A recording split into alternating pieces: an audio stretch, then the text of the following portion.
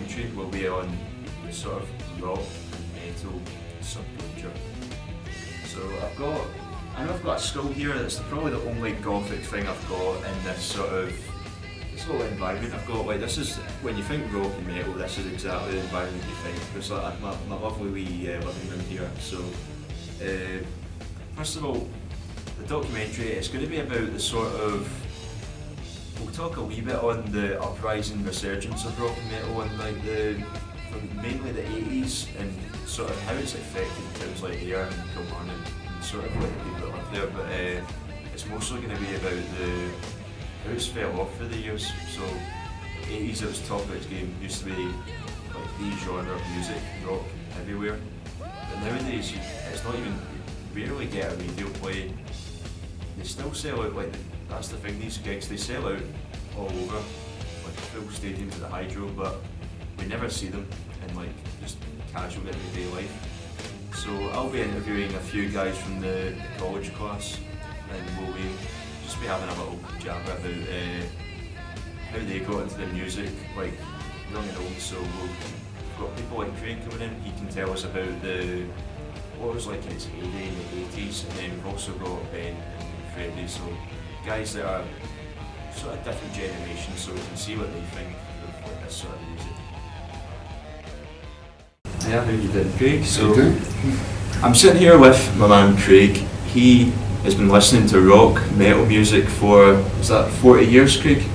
I think basically, I'm not giving my age away, but since about the mid-80s.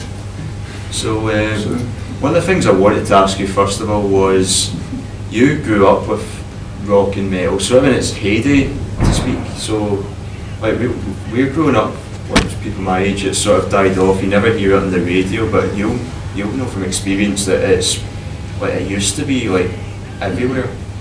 Yeah, it was basically, we didn't have computers and things like that. Well, we had computers, but they were big things, but you basically, you grew up with like going to record stores, you hung out outside the record stores, you hung out with your pals, you sat and you bought albums, you played the music, and it was at that time, you listened to Radio 1 in that time. It's not like it is now. At that time, basically Radio 1 could include sort of like bands, like Iron Maiden, or sort of like more poppy things, but also going into, you had people like Tommy Vance at Radio 1, who was doing the Friday Rock Show, and just kind of like you just got into the albums. And I remember coming home from primary school during the lunch break and sitting, and my brother would play sort of like things like Marillion and ACTV and stuff, and you would just sort of like sit and go, what the heck? I was like 12, 13, just go, what the heck is this music? This is actually quite good. And so, yeah, I kind of grew up in, well, it was all about, and you had to sort of like, there were certain sort of like radio stations that you listened to, like Radio 1, in the afternoon with, the charts. You had the tape recorders ready, and you had to time it precisely so you didn't get the DJ, you had to record off the radio. And it was brilliant, and all these bands were just kind of coming up, just like Iron Maiden were getting into the kind of, Power Slave, and they're coming to prominence in the 80s. Bands like AC/DC were still running about and still relatively affordable to go and see.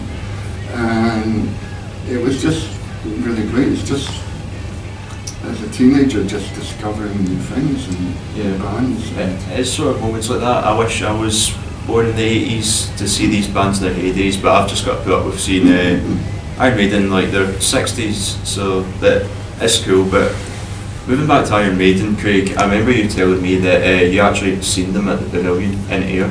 Yeah, that was remarkable. That was I think around about in 1991, and Maiden were just at that time, I think it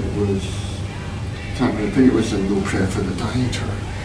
and they were at that time just kind of like doing the arenas and everything like that. They were a big arena band, not yet quite, they'd done a few stadiums, but they weren't quite, doing stadiums all the time. And they were still doing kind of like the smaller venues, but it was usually places like the Edinburgh Playhouse or the SECC and anything like that. And then all of a sudden they just came out with this tour and they just decided, why don't we do venues that we've done and hadn't done since our first couple of tours, like in the 70s and stuff. And it just so happened that the Air Pavilion was one of the venues. It was like 2,000 people crammed into it. It was like a Sunday night. And I think we were just like, me and my mate just did what you normally do. We just rocked up to our local ticket store in HMV and kind of like bought tickets, and the next thing we know we were being crammed into a really small venue and it was dead up close and personal. It was quite like we were standing here and Freddie was over there and that's where Bruce Dickinson was, we're standing here sitting there going and watching, the last time I saw this band was in the Edinburgh Playhouse, and now I've never been touching distance. And it was just, it was odd. It was Yannick Gier's first tour with him. Yeah, his first tour. And it was Bruce Dickinson's last tour before he took a break, so to speak. And it was just manic. It was hot. It was sweaty. That's like some of the best gigs, so it's hot and sweaty. So. Yeah. But I was just going to say as well, it's you don't get bands like Iron Maiden sort of level, like sort of high, like sort of fame these days that would be open to doing. Yeah, but shows at places like the Air Pavilion. Even then, it was a huge shock. It was it was. They were still Iron Maiden, although they weren't quite a stadium band. They were still Iron Maiden. They were still legends. Yeah. They were still artists that, musicians that other bands looked up to and everything, and they were legendary and on TV here, everywhere, but it was still kind of like, you're looking at the tour, something like going, still playing NEC, Birmingham, everything like that, and then you just go down and you go, yeah, Pavilion. The heck, just like, it was just really weird, and I feel lucky to have been part of that sort of like small troupe that saw them in, a small club, and Bruce was fantastic. Bruce was just like, I don't think I've ever played here. Iron Maiden played to, 70s, and it's just like really small, hot and sweaty, and making jokes about porridge and everything like that. And, that is really cool. But I think that's all we've got time for today, Craig. So thank you for coming along to no problem. my little music documentary. So it's been a trip. Thank you. So I'm here at the Ayrshire Pavilion, just in the background here. So the Pavilion, as Craig was saying in the interview, it's a historic place in Ayrshire, like a lot of shows and theatres, and it's insane to me that sort of the places like this, they used to have gigs like Iron Maiden and just famous like sort of rock stars and just famous artists just go in there, and it's unfortunately it's just something we don't see much these days. So I'm here with Ben. So Ben, he's one of the hardest people to find around the college, so we've changed set, but it still looks lovely, it still fits. It's like, this looks exactly like a rock and metal sort of documentary background. But so Ben, how did you get into rock and metal sort of music?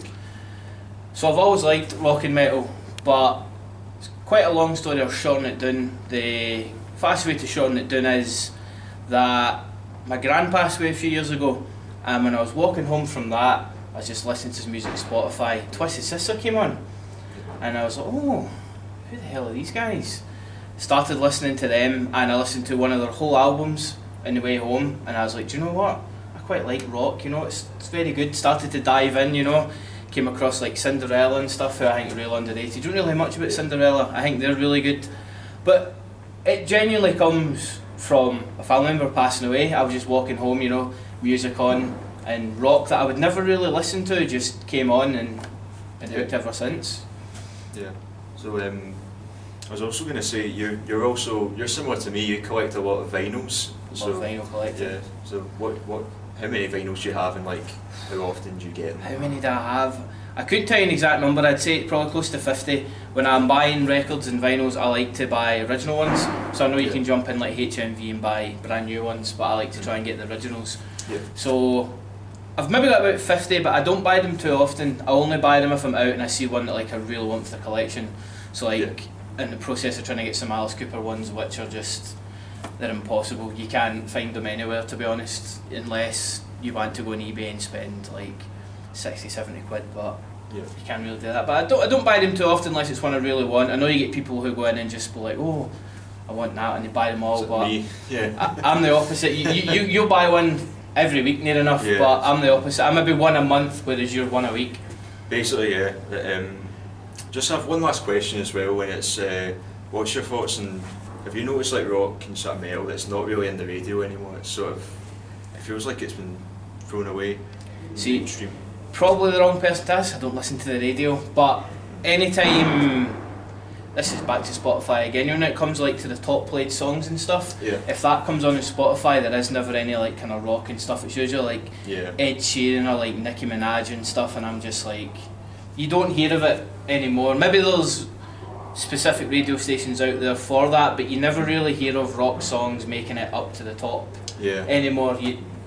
It's kind of a hidden gem, especially even lower down bands. Any new bands that come in, they're never usually rock. It's usually kind of more indie, or it's into like rap, you know. So it's a shame, but that's just the way life is. And I suppose all the good stuff is just fading away, and the younger generation are coming in with all their rubbish music.